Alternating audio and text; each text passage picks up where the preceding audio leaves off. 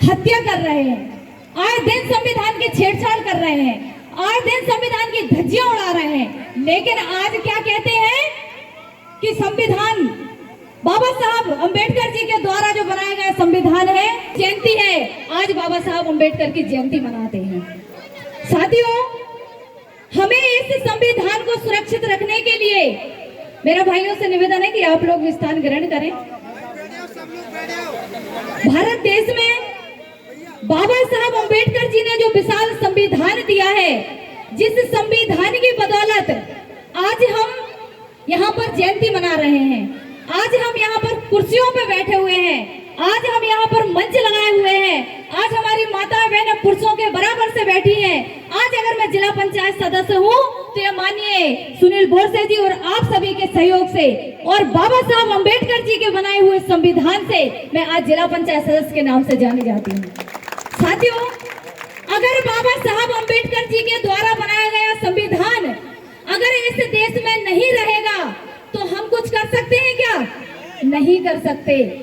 हमारे बाबा साहब अंबेडकर जी के द्वारा बनाया गया संविधान हमें सुरक्षित रखना है। हमारे बाबा के द्वारा बनाए गए संविधान की हमें पैरवी करनी है। हमारे बाबा साहब के द्वारा बनाए गए संविधान की हमें देखरेख करनी है। क्यों?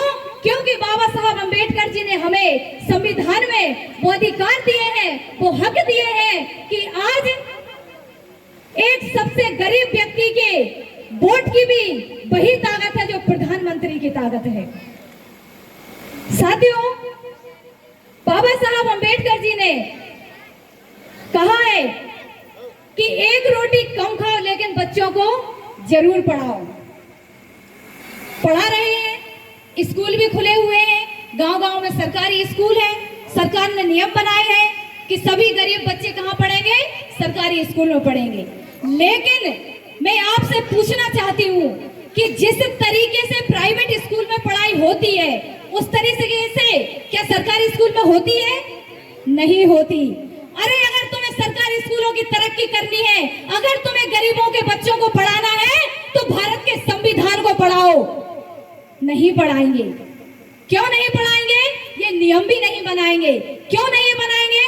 क्योंकि अगर उन्होंने भारत के संविधान को स्कूलों में पढ़ाना शुरू कर दिया तो जो बदमाशी, जो मक्कारी वो कर रहे हैं वो सारी की सारी पोल उनकी खुल जाएगी। इसलिए वो ऐसा नहीं करेंगे। लेकिन साथियों, आप सभी से मेरा अनुरोध है कि सरकारी स्कूल पहले हर गांव में कक्षा 1 से लेकर 8 तक हुआ करते थे कि नहीं होते थे? कि नहीं होते? हाँ या ना बोले? होते थे। लेकिन हमने क्या किया है कि सभी लोगों ने प्राइवेट स्कूलों में सबको जाना शुरू कर दिया। सभी बच्चे प्राइवेट में जाते हैं कि नहीं? बहुत कम बच्चे ऐसे हैं कि जो सरकारी स्कूल में पढ़ने जाते हों। अब जब सरकारी स्कूल में बच्चे पढ़ने नहीं जाएंगे और प्राइवेट में जाएंगे तो पता है क्या होगा? जो बेचारे सरकारी स्कूल में पढ़ रहे हैं बच्चे, वो कभी कंपटीशन में भाग ले पाएंगे? कभी नौकरी में जा पाएंगे? नहीं जा पाएंगे। कौन के बच्चे जाएंगे?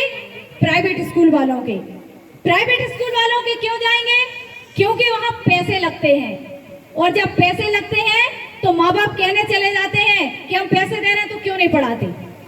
लेकिन बाबा साहब अंबेडकर जी ने हमें ये सरकारी स्कूलों में जो पढ़ाने का मौका दिया है, पढ़ाने का अवसर दिया है, तो अगर हम थोड़ी सी जिम्मेदारी सभी पेरेंट्स, सभी माँ बाप अगर हम अपनी निभा लेंगे तो ये कंडीशन सरकारी स्कूलों की भी बदल सकती है कि नहीं? लेकिन समस्या क्या है भारत देश में कि बच्चों को पढ़ाएंगे प्राइवेट में और दमान ढूंढेंगे सरकारी स्कूल वाला। ये समस्या है कि नहीं है? इसलिए मेरा आपसे हाथ जोड़कर निवेदन है कि आप अपने बच्चों को जब स्कूल भेजते हैं और जब वो स्कूल से वापस आता है तो कृपा कर माताएं बहनें कभी उनसे ये ना पूछें कि बेटा तुम्हें खाने में क्या मिला।